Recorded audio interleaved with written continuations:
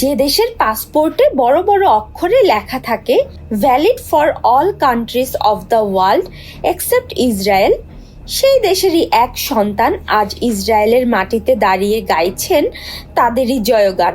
তিনি ডক্টর সাদমান জামান, একজন বাংলাদেশি চিকিৎসক যার ধমনীতে বইছে বাংলার রক্ত, কিন্তু মনে ঠাঁই পেয়েছে ইহুদি আদর্শ। কি এমন ঘটেছিল যে এক সময়ের মুসলিম তরুণ আজ অর্থোডক্স ইহুদি? এটি কি নিছকই ধর্ম পরিবর্তন, নাকি এর আড়ালে আছে অন্য কোনো গোপন গল্প? আজ আমরা উন্মোচন করব সাদমানের জীবনের সেই রহস্যময় অধ্যায়।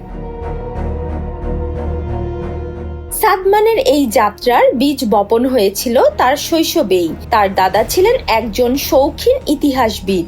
সাদমানের দাবি অনুযায়ী তার দাদাই ছিলেন বাংলার প্রথম জায়নবাদী। ছোটবেলা থেকেই তাকে শেখানো হয়েছিল ইহুদি জাতির ইতিহাস এবং তাদের ওপর হওয়া নিপীড়নের কথা। যখন সারা বাংলাদেশ ফিলিস্তিনের পক্ষে সোচ্চার, তখন সাদমানের ড্রয়িং রুমে চলত ইসরায়েলের অস্তিত্ব রক্ষার আলোচনা। চিকিৎসা বিদ্যায় উচ্চশিক্ষার জন্য যখন তিনি ইংল্যান্ডে পাড়ি জমান, তখন থেকেই তার জীবনের মোড় ঘুরতে শুরু করে। ইংল্যান্ডে গিয়ে সাদমান পরিচিত হন ইহুদি সম্প্রদায়ের সাথে। শুরু হয় ধর্মীয় পড়াশোনা। ইসলাম থেকে নিজেকে সরিয়ে তিনি ধীরে ধীরে জড়িয়ে পড়েন ইহুদিবাদে। তিনি দাবি করেন Judaism is the real deal. 2017 সালে তিনি প্রথম বাংলাদেশি হিসেবে ইসরায়েল সফর করে বিশ্বজুড়ে হইচই ফেলে দেন। এরপর আর পেছনে তাকাতে হয়নি। বাংলাদেশের নাগরিকত্ব ছেড়ে বা হারিয়ে তিনি এখন ইসরায়েলের স্থায়ী বাসিন্দা। কিন্তু প্রশ্ন হলো, একজন বাংলাদেশি হিসেবে কিভাবে তিনি মোসাদের নজর এড়িয়ে বা তাদের ছত্রছায়ায় এত দ্রুত নাগরিকত্ব পেলেন? কেনই বা তিনি নিজের জন্মভূমিকে বিপজ্জনক বলে আখ্যা দিলেন?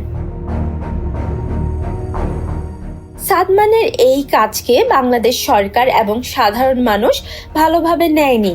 পাসপোর্টের আইন ভঙ্গ এবং রাষ্ট্রের শত্রু রাষ্ট্রের সাথে সখ্যতা গড়ে তোলায় তার বিরুদ্ধে উঠেছে রাষ্ট্রদ্রোহিতার অভিযোগ। বাংলাদেশে ফিরলে তাকে হতে পারে কঠোর শাস্তির মুখোমুখি।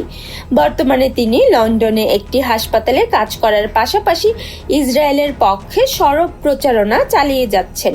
তাকে বলা হয় এক্সাইলড বাংলাদেশি বা নির্বাসিত বাংলাদেশি। তবে এর আড়ালে কোনো আন্তর্জাতিক গোয়েন্দা সংস্থার হাত আছে কিনা তা নিয়ে আজও ধোঁয়াশা কাটেনি। সাদমান জামান এখন আর কেবল একজন চিকিৎসক নন, তিনি ইসরায়েল বাংলাদেশ সম্পর্কের এক অদ্ভুত ও বিতর্কিত প্রতীক। কেউ তাকে বলছেন দেশদ্রোহী, কেউ বা দেখছেন ব্যক্তিগত স্বাধীনতার চরম উদাহরণ হিসেবে। তবে সত্য যাই হোক, লাল সবুজের পাসপোর্ট হাতে নিয়ে নীল সাদা পতাকার দেশে তার এই অবস্থান চিরকালই এক বড় রহস্য হয়ে থাকবে। Desk report, heaven world.